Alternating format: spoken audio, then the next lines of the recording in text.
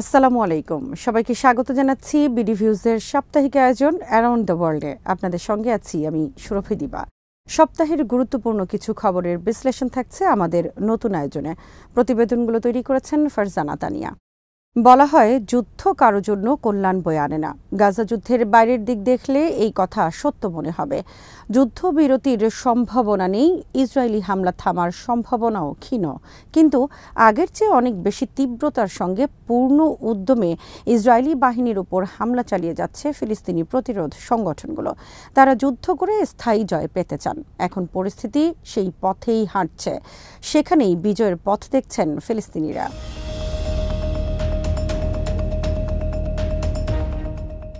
যুদ্ধ চলছে। সারা বিশ্বের দাবি, অনুরোধ, আবদার সবকিছু উপেক্ষা করে গাজার সর্বদক্ষিণের শহর রাফায় ঝাঁপিয়ে পড়েছে ইসরায়েলি বাহিনী। সর্বশেষ খবর অনুযায়ী শহরটির অনেক ভেতরে ঢুকে পড়েছে সেনারা। নতুন করে সেনা পাঠানো হয়েছে উত্তর গাজার জাবালিয়ায়।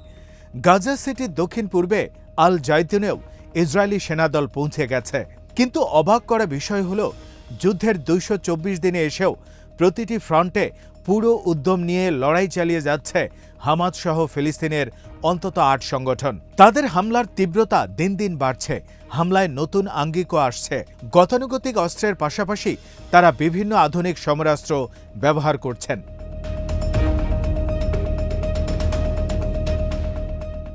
এই সপ্তাহে অ্যাটাক ড্রোনের মাধ্যমে ইসরায়েলি সেনাদের উপর হামলা চালিয়েছেন হামাসের আল কাসামের যোদ্ধারা। প্রতিরোধ সংগঠনগুলো ইসরায়েলি সেনাদের আশ্রয় নেয়া বেশ কিছু ভবন উড়িয়ে দিয়েছে, বিভিন্ন সেনা সমাবেশে আঘাত করেছে, বিভিন্ন স্থানে আসতে প্রলুব্ধ করে সেখানে অত্যাধুনিক বোমার বিস্ফোরণ ঘটিয়েছে। হাই পেলোড ল্যান্ডমাইন ব্যবহার করে ইসরায়েলি সাঁজোয়া যান ধ্বংস করেছে, ইসরায়েলের বিভিন্ন উন্নত মানের ড্রোন ভূপাতিত করেছে।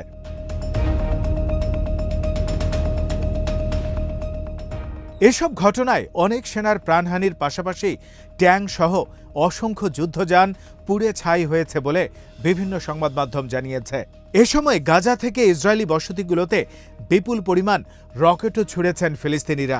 গাজার প্রতিরোধ সংগঠনগুলোর মিলিটারি ম্যানুফ্যাকচারিং ইউনিটে অস্ত্র তৈরির ফুটেজও প্রকাশিত হয়েছে।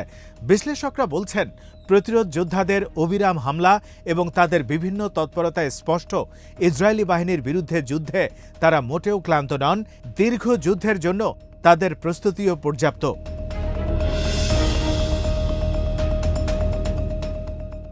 যে জাবালিয়া এলাকায় ইসরায়েলি বাহিনীর বিপর্যস্ত অবস্থা তৈরি হয়েছে, সেই এলাকাকে এর আগে হামাস মুক্ত ঘোষণা করেছিল ইসরায়েল। সেখানে গত রোববার একদিনেই 9টি ইসরায়েলি ট্যাঙ্ক পুড়িয়ে দিয়েছে হামাস। শুধু জাবালিয়া নয়, আল জাইতুনেও তীব্র প্রতিরোধের মুখে পড়েছে ইসরায়েল। সেখানে ফিলিস্তিনি যোদ্ধাদের সঙ্গে প্রচণ্ড সংঘর্ষের পর আল জাইতুন ক্লিনিকের আশপাশ থেকে ইসরায়েলি সেনাদের আংশিকভাবে প্রত্যাহার করে নেওয়া হয়েছে।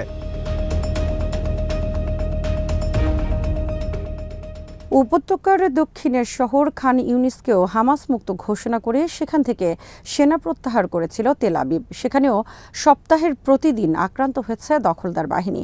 গাজাকে উত্তর দক্ষিণে বিভক্ত করে ইসরায়েল নেতজারিম নামে যে করিডোর তৈরি করেছে, সেখানেও প্রতিদিন অসংখ্যবার হামলা হয়েছে। আর রাফার কথা বলার অপেক্ষা রাখে না। রাফায় অগ্রসর হওয়ার প্রতি পদে পদে তীব্র প্রতিরোধের মুখোমুখি হচ্ছে ইসরায়েল।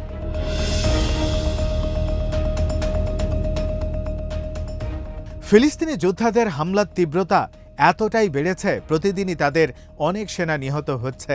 কিন্তু ইসরায়েলি সরকারের বিধিনিষেধের কারণে সরকারি ঘোষণার বাইরে দেশটির মিডিয়াতে নিহত সেনার সংখ্যার খবর প্রকাশিত হচ্ছে না। সরকার ইদানিং শুধু আহত সেনাদের সংখ্যা প্রকাশ করছে।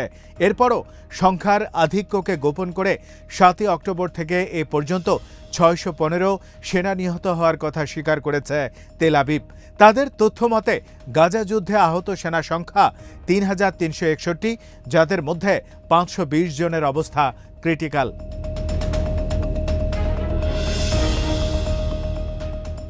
হামাস বলছে, হতাহত সেনাদের আসল সংখ্যা এর বহুগুণ বেশি।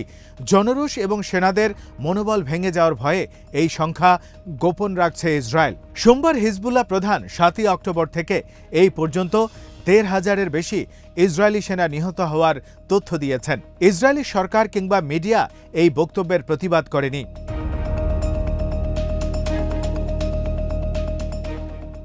৬ মে রাফা অভিযান শুরুর পর থেকে ফিলিস্তিনি যোদ্ধাদের পাশাপাশি লেবাননের হিজবুল্লাহর হামলার তীব্রতা উল্লেখযোগ্যভাবে বেড়েছে।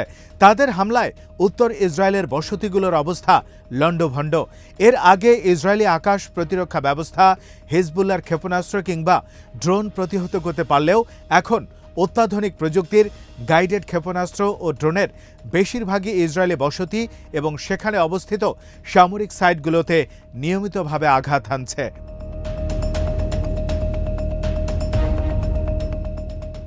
ইসরায়েলি আয়রন ডোম লেবানিজ যোদ্ধাদের হামলা আগের মতো প্রতিহত করতে পারছে না। এই সপ্তাহে তারা ইসরায়েলের কয়েকটি মিলিটারি সাইটে বড় পরিসরে হামলা চালিয়েছেন। তারা অ্যাটাক ড্রোনের মাধ্যমে বিভিন্ন ঘাঁটি এবং আয়রন ডোম পজিশনে আঘাত এনেছেন। এতে অনেক স্থানে প্রতিরক্ষা ব্যবস্থা বিকল হয়ে পড়ে।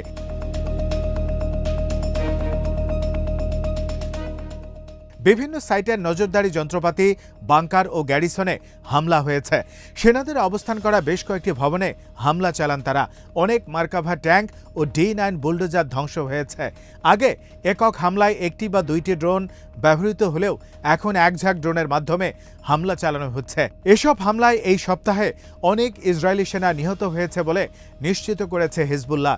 সেখানে যথারীতি নিহত সেনাদের তথ্য গোপন করেছে ইসরায়েল।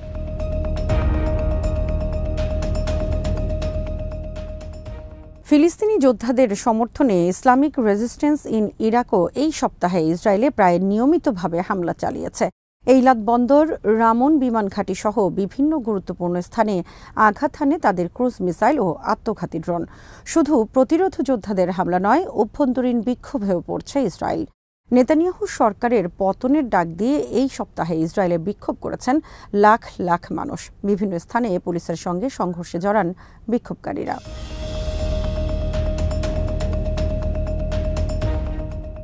হামাসের হাতে থাকা বন্দীদের পরিবারের সদস্যরা তেল আবিবে জরুরি সংবাদ সম্মেলন করেন। সেখান থেকে সব ইসরায়েলিকে রাস্তায় নেমে এসে নেতানিয়াহু সরকারকে ক্ষমতাচ্যুত করার আহ্বান জানানো হয়। বন্দীদের স্বজনরা বলেছেন, ইসরায়েলি সেনারা গাজায় যেসব অঞ্চল দখল করেছিলেন সেখানে হামাস আবার পুনর্গঠিত হয়েছে। ইসরায়েলের উত্তরাঞ্চল এখন জ্বলছে, দক্ষিণাঞ্চল শুটিং রেঞ্জে পরিণত হয়েছে।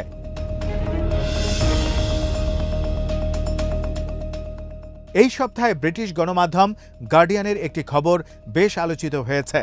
গাজায় যুদ্ধরত ৯ শতাধিক ইসরায়েলি সেনার বাবা মা রাফায় অভিযান থামানোর জন্য ইসরায়েলি প্রতিরক্ষা বাহিনীর কাছে অনুরোধ জানিয়েছেন। এক চিঠিতে তারা লিখেছেন, রাফা তাদের সন্তানদের জন্য মৃত্যু ফাঁদ এবং সেখানে অভিযান বন্ধ করা হোক। চিঠিতে বলা হয়, সাধারণ বিচারবুদ্ধি সম্পন্ন যে কারো কাছে এটা স্পষ্ট, রাফায় আগ্রাসনের বিষয়ে কয়েক মাস আগে থেকেই সতর্কতা ঘোষণা দেওয়া হয়েছে। তাই এখন প্রতিপক্ষ সক্রিয়ভাবে আমাদের সেনাদের উপর হামলা করার জন্য প্রস্তুত হয়ে আছে। চিঠিতে বলা হয়, আমাদের ছেলেরা শারীরিক এবং মানসিকভাবে ক্লান্ত, আর এখন আপনারা তাদেরকে এই বিপজ্জনক পরিস্থিতিতে পাঠাতে চান। এটাকে অদূরদর্শিতা ছাড়া আর কিছুই মনে হচ্ছে না।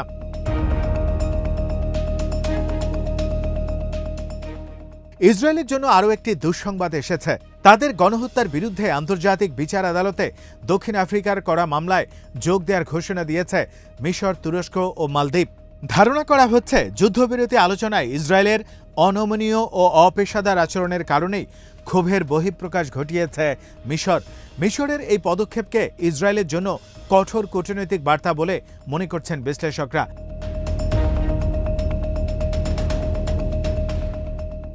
ইসরায়েলের পররাষ্ট্র মন্ত্রণালয়ের সাবেক পরিচালক অ্যালেন লিয়েন আল জাজিরাকে বলেছেন, পদক্ষেপটি ইসরায়েলের জন্য একটি অবিশ্বাস্য ধরনের কূটনৈতিক আঘাত। তুর্কি পররাষ্ট্রমন্ত্রী হাকান ফিদান জানিয়েছেন, ইসরায়েল গাজায় যে গণহত্যা চালিয়েছে তার বিরুদ্ধে দক্ষিণ আফ্রিকার করা মামলার পক্ষে আনুষ্ঠানিকভাবে যোগ দেওয়ার সিদ্ধান্ত নিয়েছে আঙ্কারা। এরপর গাজায় ইসরায়েলি গণহত্যার বিরুদ্ধে দক্ষিণ আফ্রিকার মামলার পক্ষে অবস্থান গ্রহণের কথা ঘোষণা করেছে মালদ্বীপও। লিবিয়া ও কলম্বিয়া এর আগেই এই মামলার পক্ষে অবস্থান গ্রহণের কথা জানিয়েছিল।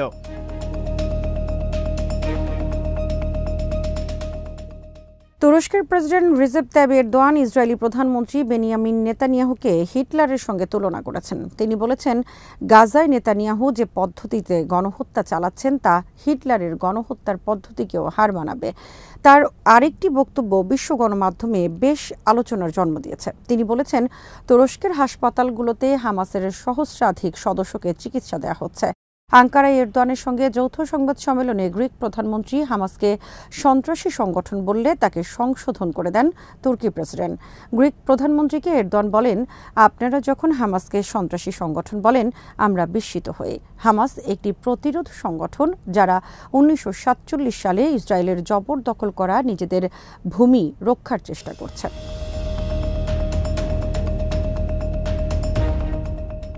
মার্কিন পররাষ্ট্রমন্ত্রী অ্যান্টনি ব্লিংকেন মুখ ফসকে একটি সত্য কথা বলেছেন। তিনি বলেছেন, রাফায় সর্বাত্মক স্থল অভিযান চালিয়েও হামাসকে নির্মূল করা সম্ভব হবে না। এনবিসি নিউজ চ্যানেলের মিট দ্য প্রেস টক শোতে যুক্ত হয়ে ব্লিংকেন বলেন, এর মাধ্যমে ইসরায়েলকে একটি স্থায়ী গেরিলা যুদ্ধের মুখোমুখি হতে হবে। যুদ্ধ শেষে গাজায় প্রচুর হামাস সদস্য থেকে যাবেন। এই অবস্থায় হামাস আবার উপত্যকার নিয়ন্ত্রণ গ্রহণ করবে। মার্কিন পররাষ্ট্রমন্ত্রী বলেন, ইসরায়েল গাজার উত্তরাঞ্চলকে হামাস মুক্ত করার দাবি করলেও সম্প্রতি হামাস যোদ্ধারা উত্তর গাজায় ফিরে এসে আবার যুদ্ধ শুরু করেছেন।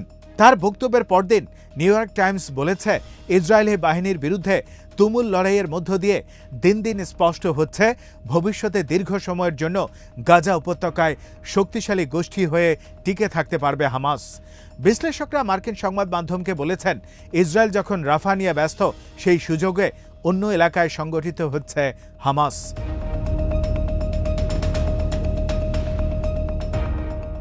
ফিলিস্তিনি প্রতিরোধ আন্দোলন ইসলামিক জিহাদের মহাসচিব জিয়াদ আন নাখালা বলেছেন, প্রতিরোধ যুদ্ধই ফিলিস্তিনি ভূখণ্ডের উপর ইহুদিবাদীদের 7 দশকের দখলদারিত্বের অবসান ঘটানোর একমাত্র পন্থা।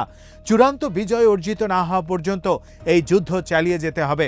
তিনি বলেন, ইহুদিবাদীরা তাদের অবৈধ রাষ্ট্রের ইতিহাসে প্রতিরোধ ফ্রন্টের পক্ষ থেকে আর কখনো এত বড় প্রতিরোধের মুখে পড়েনি এবং তারা এর আগে ফিলিস্তিনি জনগণের এত বেশি অটল ও অবিচল অবস্থান প্রত্যক্ষ করেনি।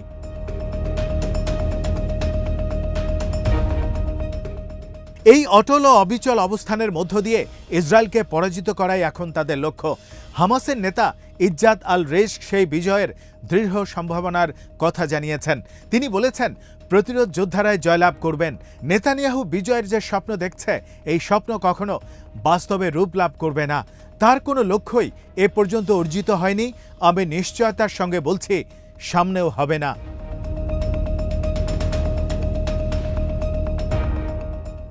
আজ এখানেই শেষ করছি। সবাই ভালো থাকুন, সুস্থ থাকুন আর দেখতে থাকুন বিডি ভিউজ। চ্যানেলটি ভালো লাগলে সাবস্ক্রাইব করুন। সংযুক্ত থাকুন আমাদের ফেসবুক পেজে। আল্লাহ হাফেজ।